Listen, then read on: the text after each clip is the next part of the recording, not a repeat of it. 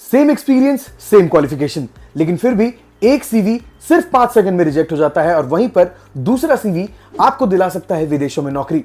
जी हां, आपको बस इतना पता लगाना है कि आपका सीवी एटीएस फ्रेंडली है या फिर इनविजिबल। क्योंकि अगर आप आज भी अपना सीवी नॉर्मल तरीके से बना रहे हैं तो मान के चलिए दोस्तों कि आपका सीवी कभी रिक्रूटर तक, कभी एम्प्लॉयर तक पहुंचता ही नहीं है। अगर आप सिलेक्ट होना चाहते हैं, अगर आप भी विदेशों में नौकरी करने जाना चाहते हैं तो आज ही अपने नॉर्मल सीवी को बदलकर एटीएस फ्रेंडली सीवी और कवर लेटर बनाइए। और ATS friendly CV cover letter किस तरीके से बनाना है, क्या चीजें आपके लिए जरूरी होने वाली है, क्या सही फॉर्मेट होता है, क्या चीजें इंक्लूड करनी होती है, दोनों सीवीज में डिफरेंस क्या होता है, ये सारी की सारी जानकारी आपको आज की इस वीडियो में मिलेगी। इसीलिए वीडियो के अंत तक जरूर बने रहिएगा दोस्तों। और वीडियो अगर पसंद आए तो वीडियो को लाइक करना और चैनल को सब्सक्राइब करना मत भूलिएगा। साथ ही आपके लिए एक और फायदा है दोस्तों, अगर आप खुद से सीवी कवर लेटर नहीं बना पा रहे हैं और आपके पास समय नहीं है तो आप नीचे दिए गए व्हाट्सएप नंबर पे हमें कांटेक्ट कर सकते हैं और हमसे अपना सीवी कवर लेटर बनवा सकते हैं। आप जिस भी देश के लिए अपना सीवी कवर लेटर बनवाएंगे उस देश के 50 से ज्यादा हायरिंग करने वाली कंपनीज की ईमेल आईडीज मैं आपको दूंगा। इसीलिए बिना सोचे समझे नीचे दिए गए व्हाट्सएप नंबर पे कांटेक्ट कीजिए। और अगर आप खुद से अपना सीवी और कवर लेटर बनाना चाहते हैं तो चलिए आपको बताता हूं कि आपको करना क्या होगा। दोस्तों, अगर आप भी विदेशों में नौकरी ढूंढ रहे हैं और अपने लिए एक सही सीवी कवर लेटर बनाना चाहते हैं तो आज की इस वीडियो को अंत तक ज़रूर देखिएगा, क्योंकि आज मैं आपको बताने वाला हूं कि एटीएस फ्रेंडली सीवी में क्या क्या चीज़ें होनी ज़रूरी है और एटीएस फ्रेंडली सीवी और कवर लेटर जो है नॉर्मल सीवी कवर लेटर से किस तरीके से डिफरेंट होता है। ये जो एक पूरा एक प्रेजेंटेशन है दोस्तों, आप ही लोगों के लिए बनाया गया है। इस प्रेजेंटेशन में सारी की सारी जानकारी आपको मिल जाएगी कि नॉर्मल सीवी और एटीएस फ्रेंडली सीवी में आपको कौन सा सीवी यूज़ करना चाहिए और कौन से सीवी से जो है आपको जल्द से जल्द नौकरी मिल सकती है। सबसे पहले हम जानेंगे कि व्हाट इज़ एटीएस। एटीएस आखिरकार है क्या। आप सुन रहे होंगे सभी लोग आपको बोलते हैं कि भैया एटीएस सीवी बनाइए, एटीएस सीवी बनाइए। एटीएस सीवी बनाने से होता क्या है, मैं आपको बता दूं दोस्तों कि एटीएस सीवी जो है इसका मतलब होता है एप्लीकेंट ट्रैकिंग सिस्टम सीवी। जी हाँ, आजकल कंपनीज जो है एटीएस सॉफ्टवेयर का इस्तेमाल करती हैं स्कैन करने के लिए, फ़िल्टर करने के लिए और रेज्यूमे को रैंक करने के लिए। ठीक है, अगर आपका एटीएस सीवी जो है सही हुआ, उसका स्कोर सही हुआ तो ही वो जो है रिक्रूटर्स तक पहुंचता है और फिर रिक्रूटर्स जो है उसको मैनुअली चेक करते हैं। अगर पहले ही आप ट्रैकिंग सॉफ्टवेयर के थ्रू ही निकल जाते हैं दोस्तों तो इसका मतलब ये है कि आपका सीवी जो है सही नहीं है, जिसकी वजह से आप कंपनी तक पहुंच ही नहीं पा रहे हैं। इसीलिए आपको जो है हमेशा याद रखना है कि जब भी आप सीवी बनाओ तो उसका एटीएस स्कोर जो है 90 अबव होना चाहिए। यहाँ पर आप देख सकते हैं most international companies use ATS to save time during hiring. ठीक है, हायरिंग के समय जो है समय बचाने के लिए लोग जो है एटीएस सिस्टम का इस्तेमाल करते हैं, ताकि अगर बहुत सारे सीवीज आ रहे हैं तो उसमें से सिर्फ और सिर्फ सही सीवी, हाई स्कोर्ड सीवी जो है आगे मैनुअली चेकिंग के लिए जाए। ठीक है, आप जो है एटीएस सीवी में किस तरीके से पास कर सकते हैं दोस्तों। सबसे पहले मैं आपको बता दूं, एटीएस जो है वो कीवर्ड्स को स्कैन करता है। जो भी जॉब डिस्क्रिप्शन है, जिस भी जॉब के लिए आप अप्लाई कर रहे हो उस जॉब के अंडर एक डिस्क्रिप्शन होता है दोस्तों। अगर आप वो सारे डिस्क्रिप्शंस के कीवर्ड्स को अपने सीवी में ऐड करते हो तो आपके जो है एटीएस का स्कोर अच्छा हो जाता है दोस्तों। ठीक है, आपकी फॉर्मेटिंग एंड स्ट्रक्चर पर डिपेंड करता है कि आपका सीवी एटीएस है या नहीं। उसके बाद आपके स्किल्स और वर्क एक्सपीरियंस को आइडेंटिफाई करता है। अगर आप पुअर फॉर्मेटिंग के साथ अपना सीवी बना रहे हैं तो वो आपके सीवी को जो है एटीएस ऑटोमेटिकली रिजेक्ट कर देता है। तो इसीलिए ये सारी चीज़ें भी बहुत ज़्यादा मैटर करती हैं। सेकंड पॉइंट ये है दोस्तों कि विजुअल डिफरेंस क्या है एक नॉर्मल सीवी और एक एटीएस फ्रेंडली सीवी के अंदर, तो वो मैं आपको बता देता हूँ दोस्तों। नॉर्मल सीवी कुछ इस तरीके का दिखता है, आप देख सकते हैं, जिसमें आप फोटो का इस्तेमाल करते हैं, साइड में हेडर लगाते हैं, 2 रो या 2 कॉलम सीवी बनाते हैं दोस्तों। तो वो सीवी आपको नहीं बनाना है क्योंकि वो एक नॉर्मल सीवी है। आप ये मत देखिए कि आपका सीवी कितना रंगीन, कितना चटकदार दिख रहा है देखने में। वो जितना चटकदार, जितना इधर उधर दिखेगा, जितना ही मॉडर्नाइज्ड दिखेगा दोस्तों, वो उतना ही कम एटीएस फ्रेंडली होगा। अगर आप अपना सीवी बनाना चाहते हैं एटीएस फ्रेंडली तो आप राइट साइड में देख सकते हैं इसका एक फॉर्मेट दिया हुआ है। आपको ऊपर में जो है अपना नाम लिखना है, कोई फ़ोटो इंक्लूड नहीं करनी है और अपनी जो ज़रूरी जानकारी है दोस्तों वो आपको डालना है। क्लीन फॉर्मेटिंग आपको करनी है, सिंपल फॉन्ट्स का इस्तेमाल करना है, प्रॉपर कीवर्ड्स का इस्तेमाल करना है, जिससे कि आपका सीवी एटीएस में अच्छे तरीके से स्कैन हो जाए और जो कि रिक्रूटर फ्रेंडली बन जाए। ठीक है, अगर आप लेफ्ट साइड में देखेंगे तो यहाँ पर बताया जा रहा है कि ग्राफिक्स एंड आइकन्स का आपको इस्तेमाल नहीं करना है, जैसा कि आप अपने नॉर्मल सीवी में करते हैं।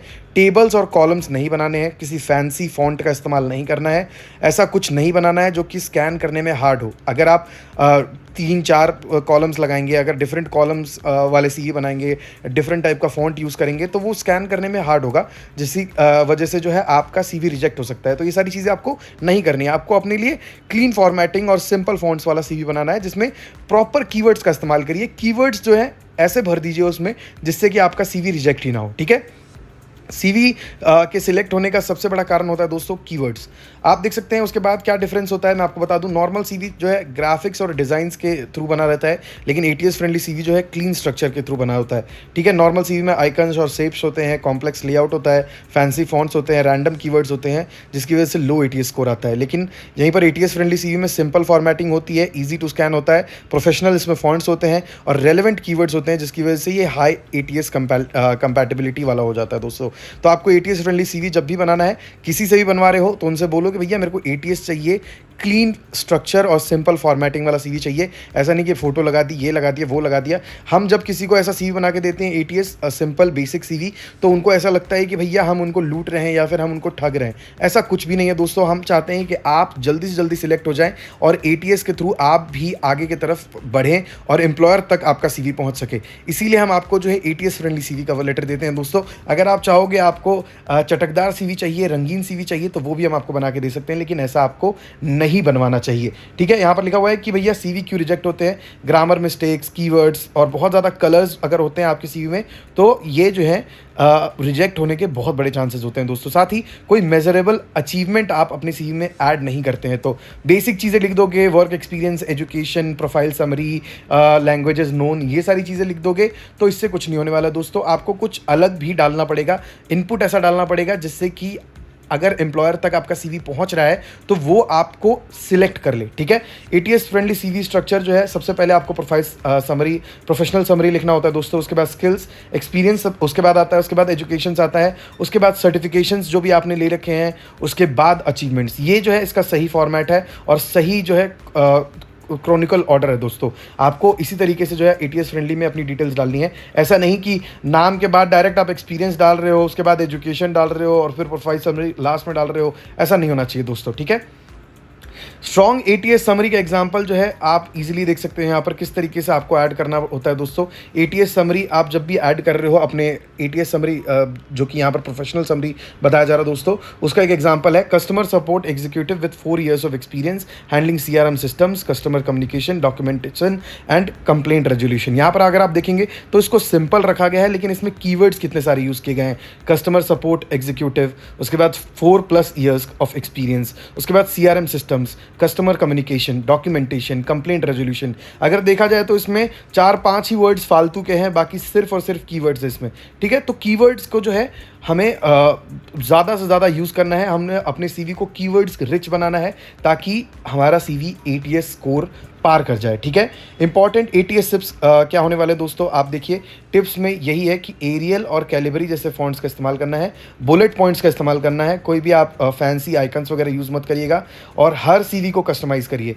सपोज़ आप ए कंपनी में जॉब के लिए अप्लाई कर रहे हो, भले ही वो जॉब सिमिलर है, लेकिन अगर जब आप बी कंपनी में जॉब के लिए अप्लाई कर रहे हो तो उस कंपनी की जॉब डिस्क्रिप्शन के अकॉर्डिंगली जो है अपने सीवी को कस्टमाइज़ करिए।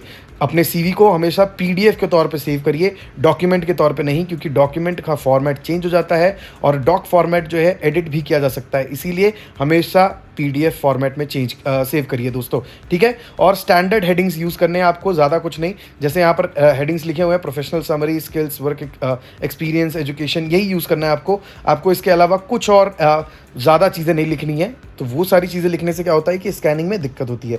कॉमन एटीएस मिस्टेक्स क्या क्या होती हैं वो आपको बता देता हूँ। आप फोटोज़ यूज़ कर रहे हैं, टेबल्स यूज़ कर रहे हैं, कॉम्प्लेक्स टेम्पलेट बना रहे हैं, तो वो सारी चीज़ें जो है आपके एटीएस पे फ़र्क डाल सकती है। ज़्यादा स्टाइल करने से आपके एटीएस पे फ़र्क पड़ सकता है दोस्तों, इसीलिए ये सारी चीज़ें आपको नहीं करनी है, ठीक है। कवर लेटर क्या होता है, कवर लेटर के बारे में अगर आपको नहीं पता है तो मैं आपको बता दूँ। एक cover letter introduces you professionally and explains why you are suitable for the job. Basically एक एप्लीकेशन लेटर होता है आपके सीवी के लिए और एम्प्लॉयर तक पहुँचने के लिए, कि एम्प्लॉयर को आप बोल रहे हैं कि आप जो है देखिए ये मेरा प्रोफाइल है, बेसिक आप जो है प्रोफाइल की डिटेल्स इसमें डाल देते हैं और बोलते हैं कि please check my CV and I am suitable for the job. Why you are suitable for the job, ये बेसिकली इसमें जो है कुछ पैराग्राफ्स में आप समझाते हैं। अगर एम्प्लॉयर कवर लेटर से इंप्रेस होता है तब जाकर के वो आपका सीवी ओपन करके देखता है और फिर सीवी में आपकी सारी की सारी डिटेल्स उसको एक्सप्लेन तरीके से मिलती हैं दोस्तों। तो कवर लेटर बहुत ज़्यादा ज़रूरी होता है।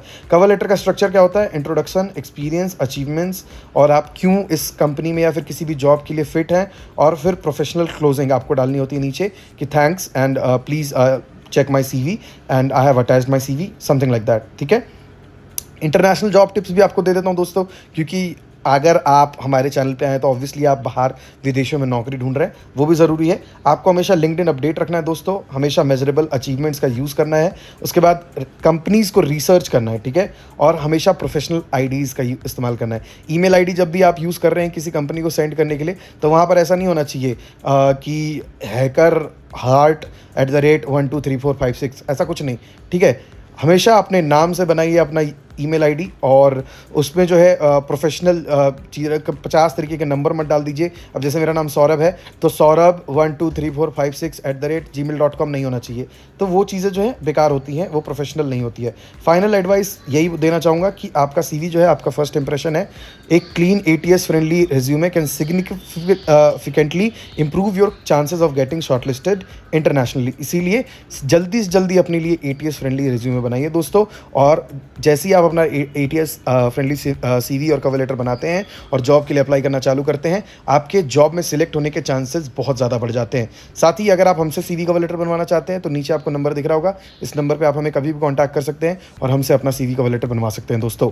देखा दोस्तों, मैंने आपको पूरा का पूरा एक्सप्लेन कर दिया है कि ATS CV क्या होता है, नॉर्मल CV क्या होता है। लेकिन इसके बावजूद अगर आप अपने लिए ATS CV कवर लेटर नहीं बना पा रहे हैं या फिर कोई गलती कर रहे हैं दोस्तों, तो आपको जो है नीचे नंबर दिख रहा होगा, इस नंबर पे आप हमें कांटेक्ट कर सकते हैं। और जैसा कि वीडियो की शुरुआत में मैंने आपको बताया था कि अगर आप हमें कांटेक्ट करते हैं तो हम आपको आपकी पसंदीदा कंट्री में अवेलेबल 50 से ज़्यादा कंपनीज की वेरीफाइड ईमेल आईडीज देंगे, जिसपे आप अपना CV और कवर लेटर सेंड कर सकते हैं नौकरियां ढूंढने के लिए दोस्तों। तो बिना सोचे समझे हमें कांटेक्ट कीजिए, हमसे अपना CV कवर लेटर बनवाइए, हमसे जॉब अप्लाई करवाइए दोस्तों। साथ ही याद रखिएगा कि हम जॉब देते नहीं हैं। जी हाँ, हम जॉब के लिए अप्लाई करेंगे, आपकी मदद करेंगे, आपको कंसल्ट करेंगे, लेकिन हम जॉब नहीं देते, नहीं हम वीज़ा देते हैं। तो इसके लिए हमें प्लीज़ कांटेक्ट ना करें।